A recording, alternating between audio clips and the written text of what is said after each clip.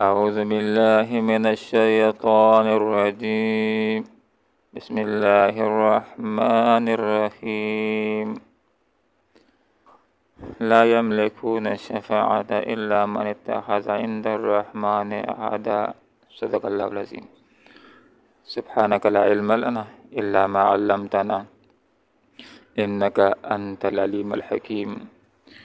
لا یملکون یہ اختیار نہیں رکھیں گے الشفاع کسی سفارش کی، الا مگر من اس کے اتخذا جس نے لے رکھا ہے عند الرحمن رحمان سے عہدہ وعدہ۔ آیت بینہ کے اندر ایک اصول سکھایا گیا، وہ سفارش کا اصول ہے کہ آخرت کے اندر کون سفارش کر سکے گا، کہ جو اگر کسی کی سفارش کر لے گا تو اللہ تعالیٰ اس کی بخشش فرمائے گا، اور کون ایسے لوگ ہیں کہ جن کے ساتھ رحمان کا وعدہ ہے کہ ان کی سفارش ہو سکتی ہے، کہ اگر ان کی کوئی سفارش کر لے تو اللہ رب العالمین اس کے گناہوں سے صرف نظر فرمائے گا، اور اللہ تعالیٰ اس کی کہ جس کی سفارش کی جائے بخشش فرمائے گا۔ تو عہد سے مراد ایمان کا عہد ہے، کلمہ شہادت کا عہد ہے، توحید کا عہد ہے۔ تو مفہوم یہ ہوا کہ آخرت کے اندر کسی کافر کے لیے کوئی بھی سفارش نہیں کر سکے گا، اور دوسری بات کوئی کافر بھی کسی کے لیے سفارش نہیں کر سکے گا، اور تیسری بات آخرت کے اندر سفارش قہریہ بھی نہیں چلے گی کہ زور والی جبر والی سفارش، کہ نعوذ باللہ اللہ تعالیٰ مجبور ہو جائے، ایسی کوئی سفارش نہیں کر سکے گا۔ سفارش کا بنیادی اصول یہ ہے کہ سفارش اس ہی کی جا سکے گی کہ جس کے لیے اللہ رب العالمین فرمائے گا کہ یہ افراد ہیں، ان کی کوئی سفارش کرے تو میں اس کی بخشش فرما دوں گا، اور سفارش صرف وہی کر سکے گا کہ جس کو اللہ رب العالمین اجازت دے گا۔ تو یہاں پر یہ بنیادی اصول سکھلا دیا گیا۔ اب اگر ایک آدمی یہ بات چاہتا ہے کہ آخرت کے اندر قرآن اس کی سفارش کرے، تو اس کے لیے یہ بات ضروری ہے کہ اپنے آپ کو سفارش کا مستحق تو بنائے، اور مستحق کون ہوگا؟ جس نے دنیا کے اندر قرآن کے اوپر ایمان لایا ہوگا، اس کو دیکھا ہوگا، اس کی تلاوت کی ہوگی، اس کے معنی کو سیکھا ہوگا، اس کے اوپر عمل کیا ہوگا، اس کی تبلیغ کی ہوگی، اور اس کے نظام کو نافذ کرنے کے لیے جدوجہد کی ہوگی۔ اب ایک آدمی اگر یہ چاہتا ہے کہ محشر کے میدان کے اندر روزہ اس کی سفارش کرے، تو اب اس کے لیے بات ضروری ہوگی کہ اپنے آپ کو سفارش کا مستحق تو بنائے۔ کافر تو سفارش کا مستحق نہیں ہوگا، سفارش کا مستحق نہیں ہوتا، سفارش کا مستحق تو مسلمان ہوگا، اور وہ کہ جس نے اس چیز کے آداب کا لحاظ رکھا ہوگا، وہ روزے رکھے آداب کے ساتھ، اہتمام کے ساتھ۔ اب اگر ایک آدمی یہ چاہتا ہے کہ آخرت کے اندر رسول اکرم صلی اللہ علیہ وسلم اس کی سفارش کریں، اور جس کی آپ صلی اللہ علیہ وسلم سفارش کر لیں، انشاءاللہ اس کی بخشش یقینی ہو جائے گی، لیکن کافروں کی سفارش تو کوئی نبی نہیں کرے گا۔ اگر وہ کہتا ہے کہ نبی صلی اللہ علیہ وسلم میری سفارش کریں، تو سفارش کا مستحق بنانا ہوگا، آپ صلی اللہ علیہ وسلم کے اوپر ایمان لانا ہوگا، اور آپ صلی اللہ علیہ وسلم کی زندگی کی پیروی کرنا ہوگی۔ وقالو انہوں نے کہا اتخذ بنا دیا الرحمن، رحمان نے ولدا اولاد۔ لوگوں نے دنیا کے اندر جو عقائد کے ظلم کیے ہیں، اس کے اندر یہ بہت بڑا ظلم ہے کہ رحمان کی کچھ لوگوں نے اولاد ثابت کرنے کی کوشش کی۔ عیسائیوں نے کہا حضرت عیسیٰ علیہ السلام اللہ رب العالمین کے بیٹے ہیں، یہودیوں نے کہا حضرت عزیر علیہ السلام اللہ کے بیٹے ہیں۔ یہ ولد کا لفظ واحد کے لیے بھی استعمال ہوتا ہے، جمع کے لیے بھی استعمال ہوتا ہے۔ ولد کا مطلب بیٹا بھی ہے اور اولاد بھی۔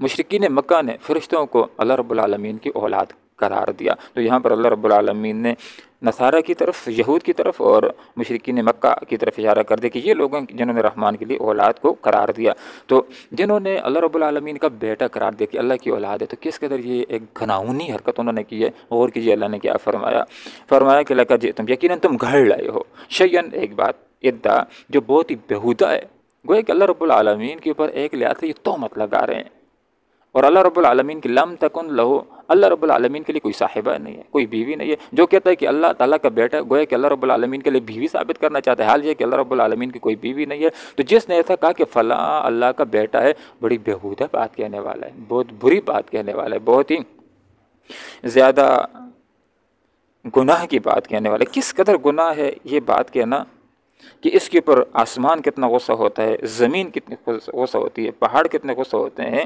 قد تکاد قریب ہے کہ آسمان یتفطرن منہ، اس بات کی وجہ سے پھٹ پڑیں، زمین شک ہو جائے، وتخر الجبال، اور اس بات کی وجہ سے پہاڑ گر جائیں، ادا پہاڑوں پر. کس بات کی وجہ سے؟ کہ انہوں نے رحمان کے لیے اولاد کا دعویٰ کر دیا ہے. مولانا امین احسن اصلاحی صاحب تدبر قرآن کے اندر یہ بات لکھتے ہیں کہ جس طرح ایک غیرت مند بیٹا اس بات کو گوارا نہیں کرتا کہ اس کو باپ کے علاوہ کی طرف منسوب کر دیا جائے. یہ کہا جائے کہ فلاں کا بیٹا ہے وہ اس کا باپ تو خوشی ہوتی ہے، لیکن جس کا بیٹا ہے اس کے علاوہ کی طرف اس کو منسوب کر دیا جائے، یہ کہا جائے کہ فلاں کا بیٹا ہے، تو اس کو کتنا غصہ آتا ہے. تو یہ زمین، یہ آسمان، یہ پہاڑ، ان کا بنانے والا اللہ ہے. اگر ایک آدمی کہتا ہے کہ پہاڑ زمین کو اللہ نے نہیں بنایا، تو زمین و آسمانوں کو کتنا غصہ چڑھتا ہے. قریب ہے کہ یہ غصے کی وجہ سے اس بندے کے اوپر ٹوٹ پڑیں. لیکن کیوں نہیں ٹوٹتے؟ اللہ تعالیٰ کے حکم کے تابع ہیں. اللہ تعالیٰ کے حکم کے بغیر یہ چیزیں حرکت بھی نہیں کر سکتی. جس طرح ایک غیرت مند بیٹا اس بات کو گوارا نہیں کرتا کہ اس کے باپ کے سہیم اور شریک بنائے جائیں. اس کا باپ ہے کہ اگر ایک آدمی کہتا ہے اس کا باپ یہ بھی ہے اور وہ بھی اور وہ بھی ہے، بہت سارے اس کے شریک ہیں، تو غیرت مند بیٹے کو غصہ چڑھتا ہے. اس کا ایک باپ ہے، ایک ہی باپ کے فخر محسوس کرتا ہے. اسی طرح یہ زمین ہے، یہ آسمان، یہ چاند ہے، سورج ستارے، اگر کوئی یہ عقیدہ رکھتا ہے کہ ان کو اللہ نے بھی بنایا اور فلاں ہستیوں نے بھی، تو ان ساری چیزوں کو غصہ چڑھتا ہے، کیونکہ ان کو بنانے والا ایک ہے. ان ساری مخلوقات کو پتہ ہے کہ ہمارا بنانے والا ایک اللہ رب العالمین، اس کے علاوہ اور کوئی شریک نہیں. قریب ہے کہ آسمان پھٹ پڑے، وطن شک کو اور شک ہو جائے اللہ زمین ان کے اسکول کی وجہ سے، وتخر اور گر پڑیں الجبال پہاڑ حتی پارا ہو کر، اس بات کی وجہ سے کہ انہوں نے دعویٰ کیا للرحمن، رحمان کے لیے والا تھا اولاد کا. وما ينبغي، اور شایان شان نہیں للرحمن، رحمان کے یتخذ کہ بنا دے ولد اولاد. اب دیکھیں، اولاد ہونا اور اولاد کی خواہش کا ہونا یہ کمزوری کی علامت ہے، اور اللہ رب العالمین تو کمزوریوں سے پاک ہے. اب اولاد ہونا، اس کی خواہش ہونا، یہ کیوں ہوتی ہے؟ کہ کل بوڑھا ہو جاؤں گا، کوئی سنبھالنے والا ہو. کیا اللہ کے اوپر بڑھاپا آتا ہے؟ اس کے اوپر تو بڑھاپا نہیں آتا. اس کو آخر اولاد کی ضرورت ہے کیا ہو کہ کسی کو وہ اولاد بنانا شروع کر دے؟ اولاد کی ضرورت تو اس کو ہے کہ بڑی محنت کی ہے، بہت کچھ بنایا، اب اس کی یہ چاہت ہے کہ جب مر جاؤں تو ان کو کوئی سنبھالنے والا، اس کو کوئی وارث ہونا چاہیے. اللہ رب العالمین کے اوپر تو نعوذ باللہ کوئی فنا آنے والا نہیں ہے کہ اس کو وارث کی ضرورت ہو کہ کل کلا میں نعوذ باللہ فوت ہو جاؤں گا تو پیچھے میری چیز کو کوئی سنبھالنے والا. وارث کی ضرورت، اولاد کی ضرورت تو اس کو کہ جب میں مر جاؤں گا تو میری بقا ہو، میرا کوئی نام ہو. اسی وجہ سے لوگوں نے دنیا کے اندر احرام مصری بنائے تاکہ ہم دنیا سے چلے جائیں تو کوئی تو ہمارا نام لینے والا ہو. تو نعوذ باللہ اللہ رب العالمین کے اوپر تو کوئی موت آنے والی نہیں ہے کہ اللہ تعالیٰ کسی کو اپنا نام جاری رکھنے کے لیے، برقرار رکھنے کے لیے کسی کو اپنی اولاد بنائے.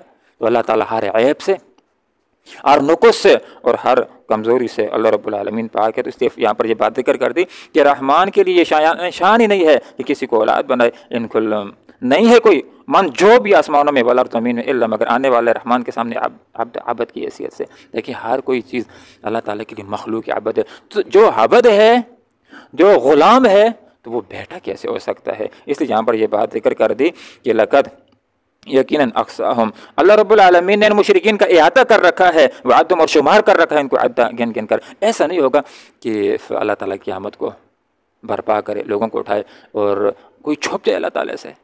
ہر ایک کو، ہر بندے کو اللہ نے گن رکھا ہے. ایسا نہیں ہوگا کہ کوئی رہ جائے، زندہ ہونے سے رہ جائے، محشر میں حاضر کرنے سے رہ جائے. ایسی غلطی لگنے والی نہیں. جو بھی پہاڑوں میں یا جو بم دھماکوں کے اندر بکھر گئے، سب کو اللہ رب العالمین جلائے گا، اٹھائے گا، اور محشر کے میدان کے اندر سب کے سب حاضر ہونے والے ہیں. اور یہ بات بھی بتلا دی، کل من سے ہر ایک آتی آئے گا یوم القیامت، قیامت کے دن فردا اکیلا آئے گا. تو یہ بات بھی یہاں پر بتلا دی گئی کہ ہر آدمی نے وہاں پر انفرادی رپورٹ دینی، اکیلا آئے گا.